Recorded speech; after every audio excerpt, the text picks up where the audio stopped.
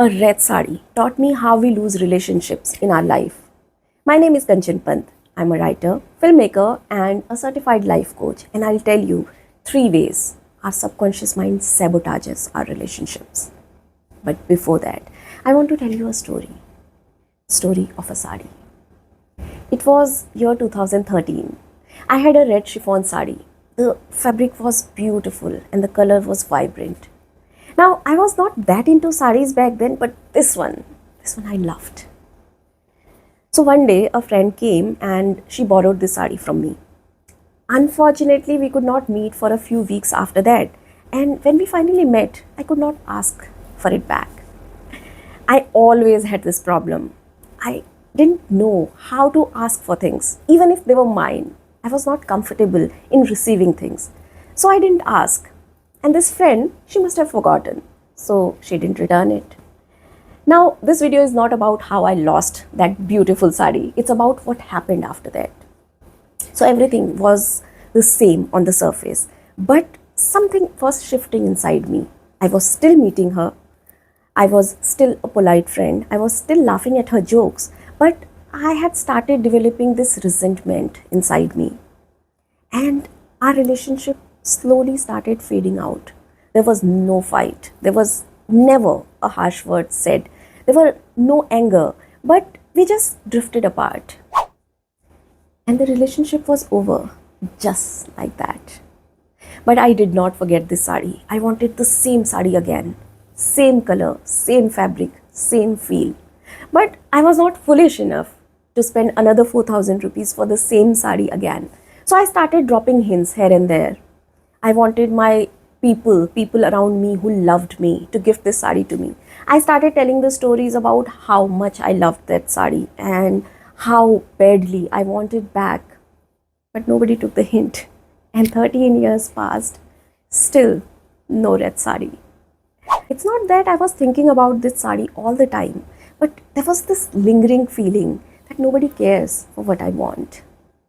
And then a few months back, I was doing my meditation and I felt the same red sari flowing in front of me. And I came out of the meditation with this profound realization. Realization about how we sabotage our relationships. And here is how. Number one, we are not honest. We are trained to be a good person. And who is a good person? Somebody who is calm, who is content, who is always satisfied, who doesn't say a wrong word, who is not disappointed. So when we are angry with somebody, when we are unhappy or disappointed, we do not tell them that, because telling them means compromising the image of a good person. So we suppress the feeling. And whatever emotion we suppress becomes powerful and eventually sabotages our relationship.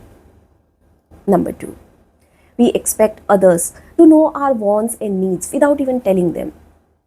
We put this invisible burden on others to make us feel a certain way. And this burden weighs them down. We do not say anything in words, but our energy communicates to them and they feel our disappointments and they slowly started drifting away.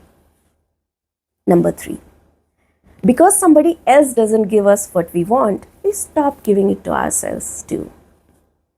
My husband doesn't like romantic movies, so I'll stop watching them. My children don't eat Karela, so I will not cook it at home. My family wants to go for a religious tour, so I'll cancel my beach vacation. And we keep doing this again and again in the name of sacrifice. We feel that if we keep doing it, people will start loving us a little more. But we start building this dissatisfaction inside us, and it turns into rage, anger, and bitterness. We expect people to see our sacrifice, but all they see is our rudeness. And when I realized this, I decided to break the pattern.